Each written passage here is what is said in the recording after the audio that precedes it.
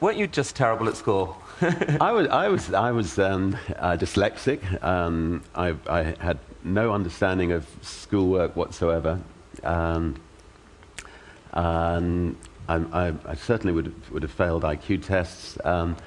And it's one of the reasons I left school when I was 15 years old. And if I'm not interested in something, I don't grasp it. As somebody who's dyslexic, you also have some quite bizarre situations. I mean, for instance, I've had to, I've been running the largest group of private companies in Europe, but haven't been able to know the difference between net and gross. And so the board meetings have been fascinating. And so, is that good news or bad news? And generally people would say, oh, well, that's bad news. But just to clarify, the $25 billion is gross, right? That's gross. Well, I hope it's net, actually, having finally...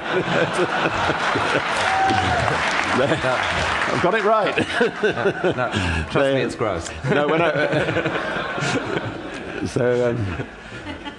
so when I turned 50, somebody took me outside the boardroom and said, "Look, Richard, let me draw on a diagram. Here's a net in the sea, and the fish have been pulled from the sea into this net, and that's the profits you've got left over in this little net, and everything else is I finally worked it all out." So.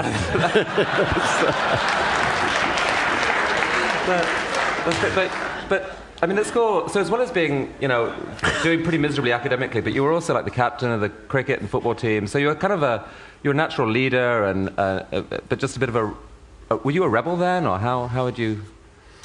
Yeah, I think I was a bit of a maverick, but